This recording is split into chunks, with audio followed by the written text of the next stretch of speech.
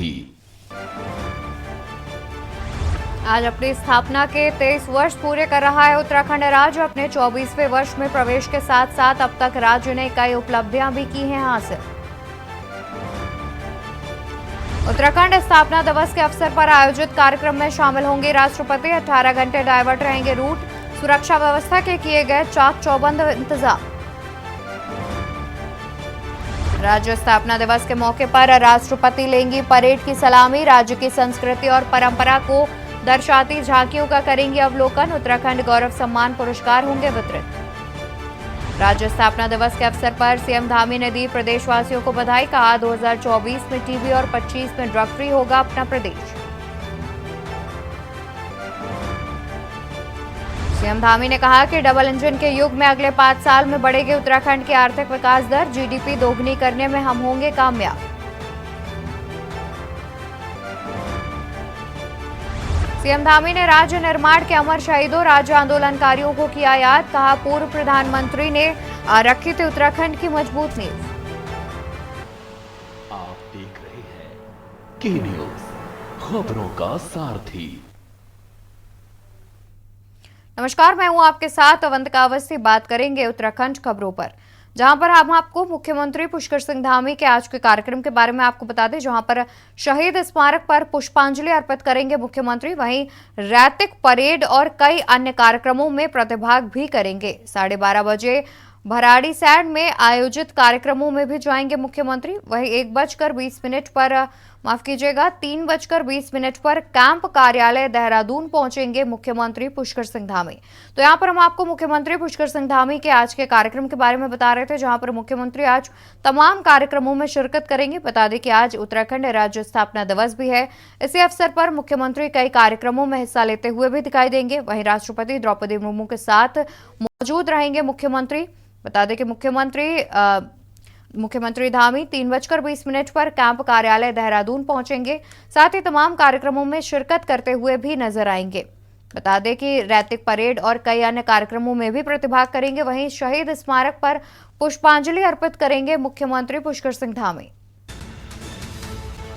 तो बता दें कि शहीद स्मारक पर पुष्पांजलि अर्पित करेंगे मुख्यमंत्री पुष्कर सिंह धामी। वहीं रैतिक परेड और कई अन्य कार्यक्रमों में भी प्रतिभाग करेंगे। साथ ही दोपहर 12:30 बजे भराड़ीसैंण में आयोजित कार्यक्रमों में भी जाएंगे। शहीद स्मारक पर पुष्पांजलि अर्पित करेंगे मुख्यमंत्री पुष्कर सिंह धामी। रैतिक परेड और कई अन्य कार्यक्रमों में भी प्रतिभाग करेंगे। दोपहर 12:30 बजे भराड़ीसैंण में आयोजित कार्यक्रमों में भी हिस्सा लेंगे। बता दें कि 3:20 पर कैंप कार्यालय देहरादून पहुंचेंगे मुख्यमंत्री पुष्कर सिंह धामी। मुख्यमंत्री पुष्कर सिंह धामी के आज के कार्यक्रम के बारे में हम आपको बता रहे हैं। शहीद स्मारक पर पुष्पांजलि अर्पित करते नजर आएंगे मुख्यमंत्री। इसके अलावा रैतिक परेड और कई अन्य कार्यक्रमों में भी प्रतिभाग करेंगे मुख्यमंत्री पुष्कर सिंह धामी। दोपहर 12:30 बजे भराड़ीसैंण में आयोजित कार्यक्रमों में भी जाएंगे।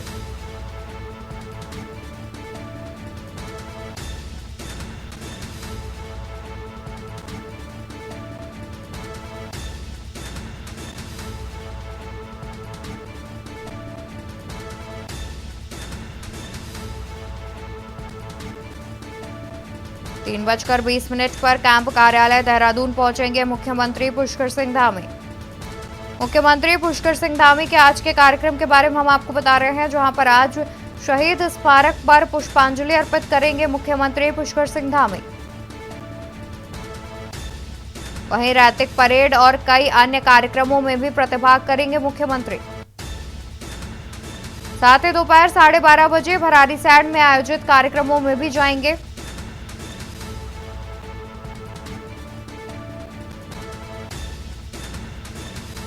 रैतिक परेड और कई अन्य कार्यक्रमों में भी प्रतिभाग करते नजर आएंगे मुख्यमंत्री पुष्कर सिंह धामी। दोपहर 12:30 बजे भराड़ीसैंण में आयोजित कार्यक्रमों में भी जाएंगे।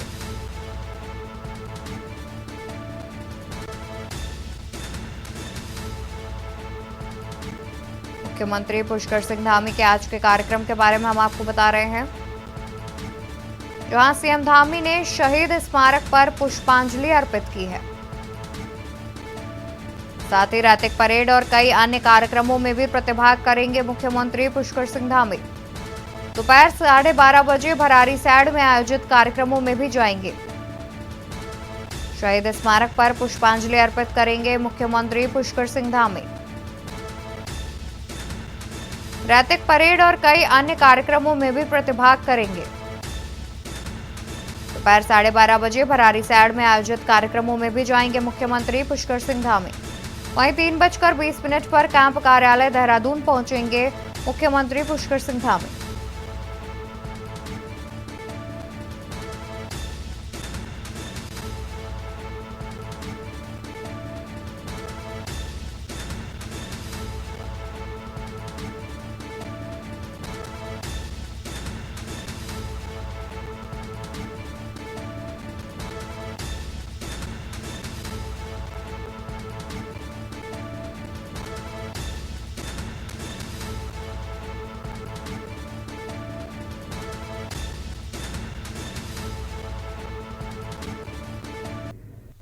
सभी बंधु उपस्थित आंदोलनी भाइयों एवं बहनों एवं बड़ी संख्या में पधारे हमारे राज्य के सभी भाइयों एवं बहनों, उत्तराखंड सरकार के मुख्य सचिव श्री डॉक्टर संधू जी, डीजीपी श्री अशोक कुमार जी, सर्वप्रथम तो मैं आप सभी को आज उत्तराखंड राज्य स्थापना दिवस की हार्दिक बधाई देता हूं, शुभकामनाएं देता हूं। साथ ही आज उत्तराखंड गौरव सम्मान से सम्मानित सभी महानुभावों को भी बधाई देता हूं।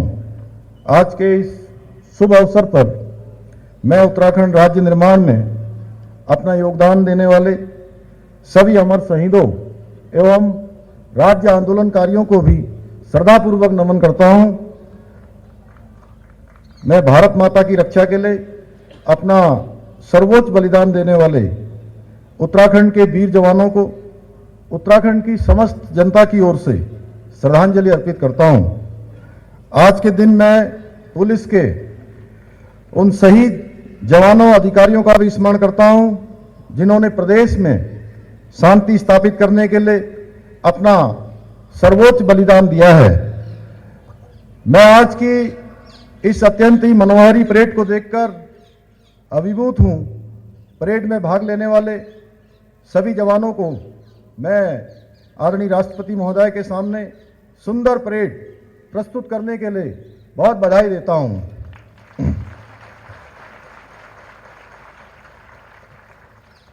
आज के इस शुभ अवसर पर मैं पूर्व प्रधानमंत्री भारत रत्न परम श्रद्धेय स्वर्गीय श्री अटल बिहारी वाजपेयी जी का भी स्मरण करना चाहता हूं, जिनके प्रधानमंत्रित्व कार्यकाल में उत्तराखंड राज्य का स्वप्न साकार हुआ था। भाइयों बहनों, यह हमारा कर्तव्य है कि स्वर्गीय अटल जी द्वारा पुष्पित और पल्लवित इस युवा उत्तराखंड को देश का श्रेष्ठ राज्य बनाने के लिए पूरी निष्ठा के साथ हम सब अपने प्रयासों को आगे बढ़ाएं। मैं आज की परेड की मुख्य अतिथि और देश की प्रथम नागरिक आदरणीय राष्ट्रपति श्रीमती द्रौपदी मुर्मू जी का हृदय की गहराइयों से देवभूमि आगमन पर हार्दिक स्वागत एवं अभिनंदन करता हूं। हम सब जानते हैं आदरणीय राष्ट्रपति जी, आपका अत्यंत कठिन जीवन संघर्ष, आपका अदम्य साहस और आपकी प्रेरणास्पद राजनीतिक यात्रा हर एक भारतीय को प्रेरित करती है। आपकी जीवन यात्रा हम सबके लिए इसलिए भी प्रेरणादायी है क्योंकि आपने अपने जीवन में आई समस्त कठिनाइयों को अपनी शक्ति बनाकर जीवन समर में विजयश्री प्राप्त की है। आप भारतवर्ष के समस्त नागरिकों, विशेष रूप से गरीबों, शोषितों और वंचितों और समाज के अंतिम छोर में रहने वाले सभी के लिए आप आशा की किरण हैं। मैं आपकी जीवटता, आपकी समर्पण शक्ति को हृदय से प्रणाम करता हूं। आप सच्चे अर्थों में महिला सशक्तिकरण का जीता जागता उदाहरण है।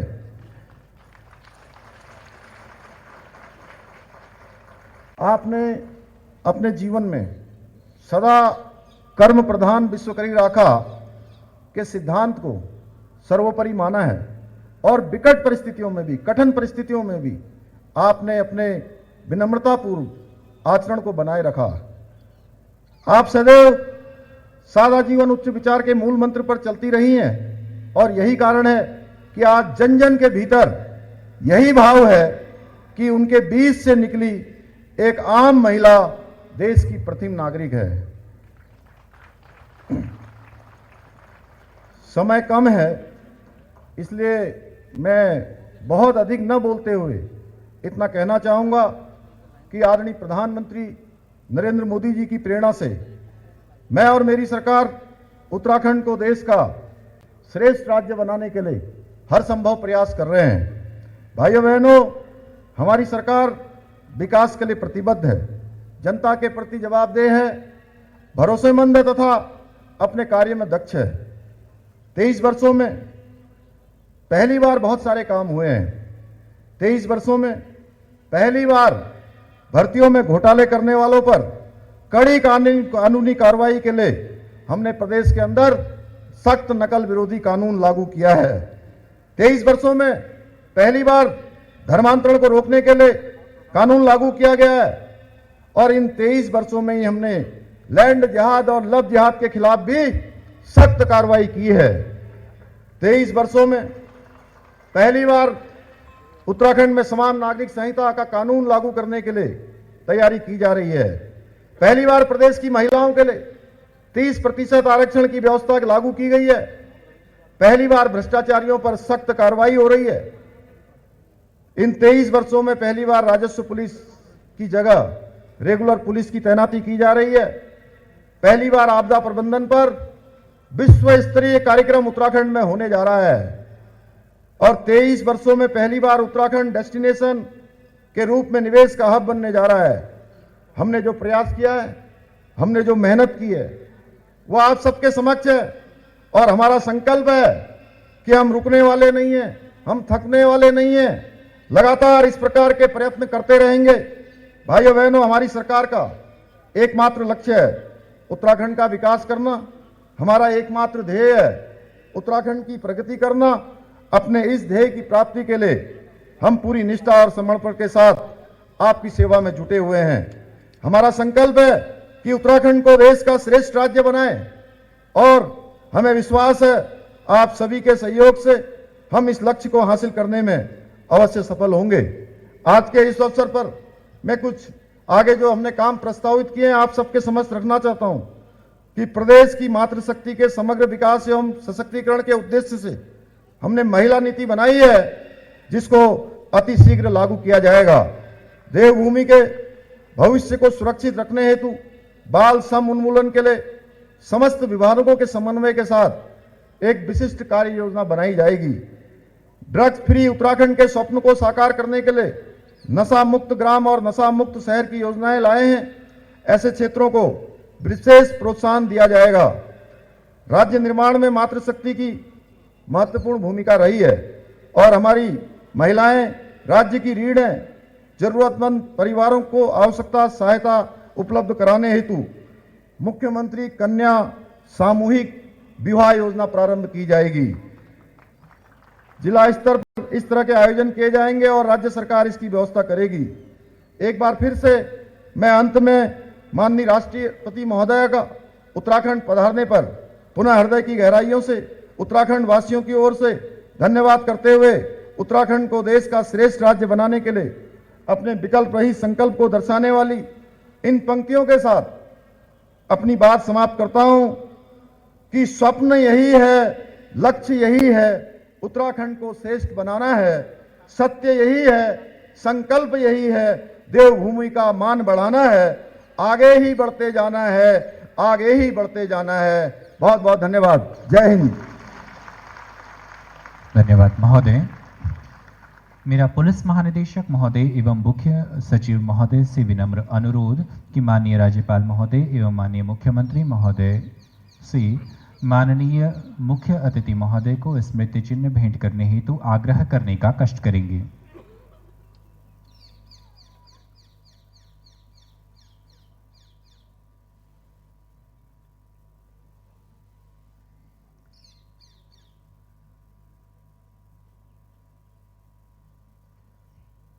चिन्ह हम सब प्रदेशवासियों की भावनाएं हैं।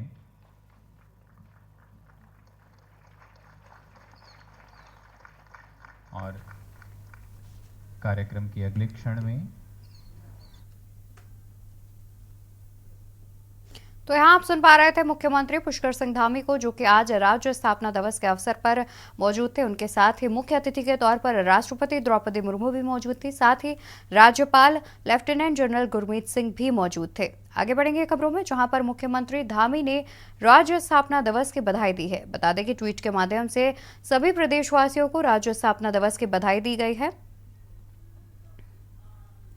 तो आपको बता दें कि आज यानी कि 9 नवंबर को राज्य स्थापना दिवस मनाया जाता है। उत्तराखंड का राज्य स्थापना दिवस मनाया जाता है, जिसमें मुख्य अतिथि के तौर पर राष्ट्रपति द्रौपदी मुर्मू पहुंची हुई हैं। खबर देहरादून से बता देते हैं, जहां पर प्रदेश में विशेषज्ञ डॉक्टर के 1000 कुछ पद हैं स्वीकृत।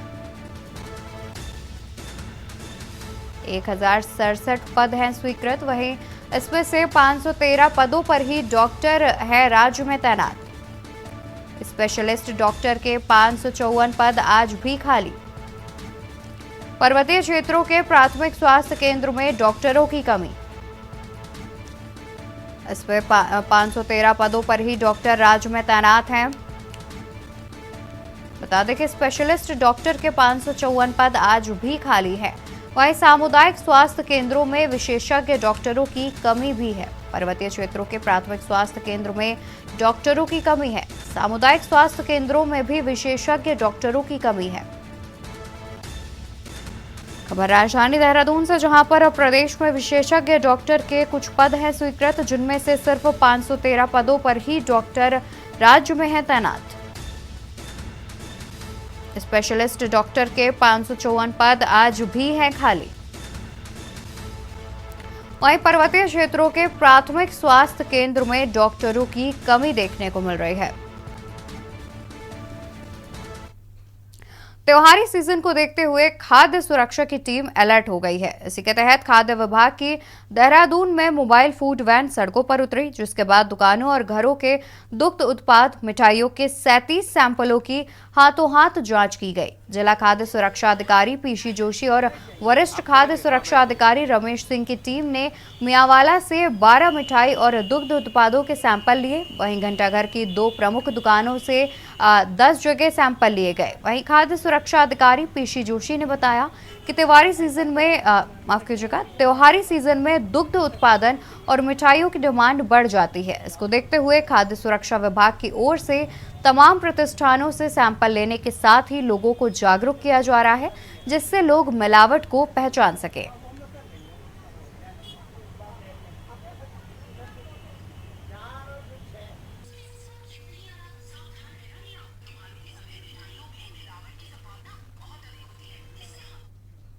उत्तराखंड कांग्रेस की मुख्य प्रवक्ता गरिमा मेहरा दसौनी ने केदारनाथ में राहुल गांधी और वरुण गांधी की मुलाकात पर कहा कि गांधी परिवार जल्द एक मंच पर होगा। गरिमा ने कहा कि प्रियंका गांधी लगातार परिवार को एकजुट करने में लगी हुई हैं। वहीं राहुल गांधी ने भी भारत जोड़ो यात्रा के समय नफरत की जगह मोहब्बत का संदेश दिया है। जल्द ही गांधी परिवार के तीनों भाई बहन सांप्रदायिक ताकतों का मुकाबला करते नजर आएंगे। केदारनाथ धाम में बहुत ही सौहार्दपूर्ण वातावरण में राहुल जी और वरुण गांधी जी की मुलाकात हुई। भाजपाइयों के पेट में दर्द उठना स्वाभाविक है, बहुत परेशानी उनको हो रही है, स्वाभाविक भी है। लेकिन यहाँ पर एक बात तो तय है कि दोनों भाइयों की मुलाकात कोई संयोग या प्रयोग नहीं थी।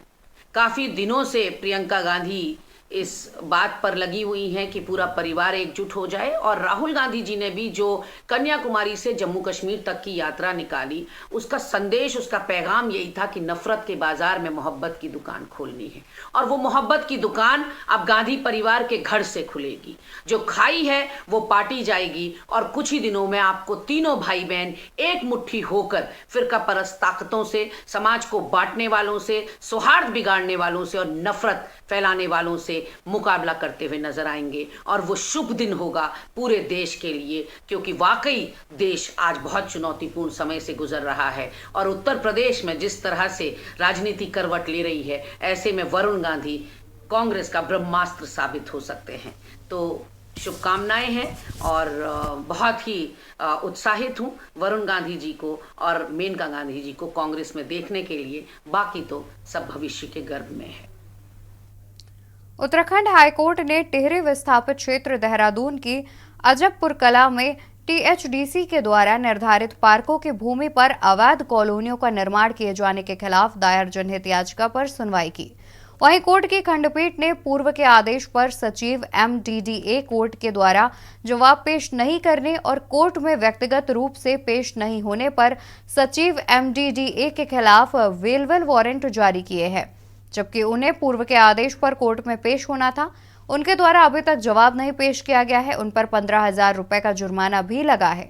बता दें कि अजबपुर कला निवासी वनमाली प्रसाद ने 2021 में जनहित याचिका दायर कर कहा था कि टीएचडीसी ने अजबपुर कला की 7 पार्कों की भूमि पर अवैध कॉलोनियों का निर्माण कर दिया है। ये एक वनमाली प्रसाद जी ने हाईकोर्ट माननीय उच्च न्यायालय में एक पीआईएल लगाई थी, क्योंकि वो टीएचडीसी कॉलोनी में रहते हैं, जो विस्थापितों के लिए, जो टिहरी भाग के विस्थापित हैं, अजबपुर कला में स्थित हैं, जिसमें वहाँ पे कुछ लोग अतिक्रमणकारी भी वहाँ पे को निवास कर रहे हैं। कुछ लोग वहाँ के पार्कों को भी सरकार ने किसी और के औरों को अलॉट कर दिया था, जिस पे माननीय उच्च न्यायालय ने पहले ही संज्ञान लेकर के सबको नोटिस इशू कर रहे थे, जिसमें राज्य सरकार का तो प्रतिशपथ पत्र आ गया था, लेकिन एमडीडीए के जो सेक्रेटरी है उनके लिए भी प्रतिशपथ के लिए कहा था, जो उन्होंने पिछली डेट में भी नहीं दाखिल करा। पिछली डेट में उनको वार्निंग के साथ ये कहा गया था कि आप या तो प्रतिशपथ दाखिल करिए, और 15,000 रुपये कॉस्ट भी लगाई थी। लेकिन उसके उपरांत भी आज भी वो माननीय न्यायालय में उपस्थित हुए, ना ही उन्होंने अपना प्रतिशपथ दाखिल किया, जिसमें माननीय उच्च न्यायालय की खंडपीठ ने माना कि ये एक बहुत ऐसा इशू है कि जिसमें ये माननीय उच्च न्यायालय की अवमानना की तरह से उसको मानते हुए उनके खिलाफ बेलेबल वारंट, जमानती वारंट जारी किए गए, और उनसे कहा है कि आप नेक्स्ट डेट में आकर के उपस्थित होकर के अपना प्रतिशपथ पत्र दाखिल करें। देहरादून में त्योहारी सीजन और वीआईपी मूवमेंट के चलते जाम की समस्या लगातार बढ़ती जा रही है। शहर की कई सड़कों पर बार बार जाम लग रहा है, जिस कारण वाहन सवार लोगों के साथ ही पैदल चलने वाले लोगों को भी परेशानी झेलनी पड़ रही है। त्योहारी सीजन के चलते शहर की सड़कों पर वाहनों का दबाव बढ़ता जा रहा है। लोग खरीदारी के लिए बाजार पहुंच रहे हैं, विशेषकर शाम के समय में सड़कें जाम हो जा रही हैं। लगातार वीवीआईपी मूवमेंट के चलते भी वाहनों का दबाव बढ़ रहा है। दून के घंटाघर, दर्शन लाल चौक समेत तमाम जगहों पर जो है जाम की स्थिति देखने को मिल रही है।